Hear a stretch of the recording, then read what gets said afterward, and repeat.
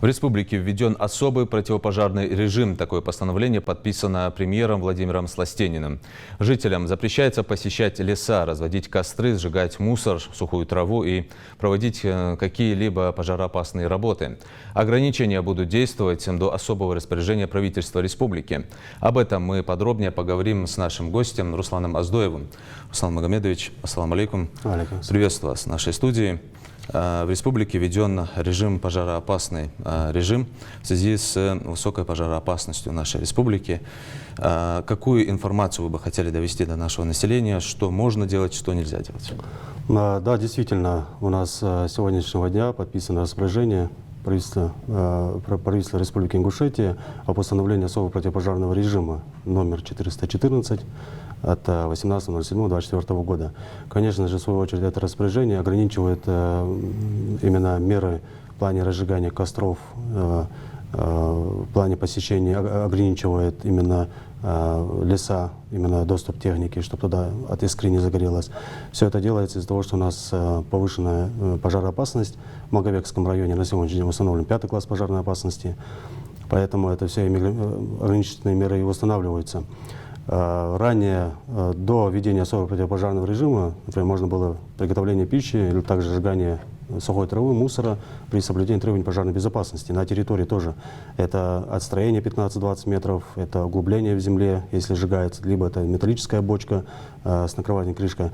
Но после введения особого противопожарного режима у нас и административная часть в двукратном размере штраф выносится, ну и, соответственно, те действия, которые были, можно было соблюдать требования пожарной безопасности, делать именно сжигая, на сегодняшний день это запрещается. Это административно наказуемо, это и уголовно наказуемо. Также это распоряжение подразумевает подготовка техники для подвоза воды, землерольная техника. Также различные организации у нас на территории, которые они должны произвести уборку территории, прилегающей от сухой травы, мусора, но не сжигать ее ни в коем случае, ее надо вывозить.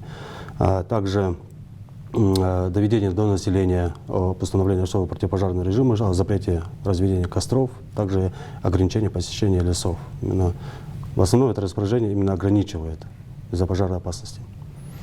В течение последних 2 дней, вчера и позавчера, мы знаем, что в Джараском районе был лесной пожар в районе Ярамхинского лесничества. Сейчас как там обстановка? Насколько я знаю, территория, общая площадь — это почти 7000 гектаров. Какая причина возгорания и как сейчас там обстоят дела? Да, около 7 гектаров пожар был, он лесной пожар, вид лесного пожара, это низовой. В основном горела это лесная постилка, именно шишки, да и листья опавшие. На сегодняшний день, конечно, пожар ликвидирован, проводится проверка дознавателями, расследование проводится досудебное, опрашивается население для установления причины пожара. Также там привлекалась испытательная пожарная лаборатория, которая уже будет техническую именно экспертизу делать и выставлять наиболее вероятные причины пожара.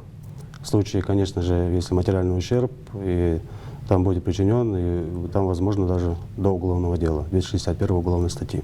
Ну, возможен, да, человеческий фактор? Конечно, на сегодняшний день это процентов даже более 90 человеческий фактор в основном происходит именно. Поэтому и пожароопасность, поэтому и ограничительные меры, поэтому и соблюдение требований пожарной безопасности. Конечно же, в основном это человеческий фактор. Руслан Магомедович, на этом все. Благодарю вас за интервью. Спасибо.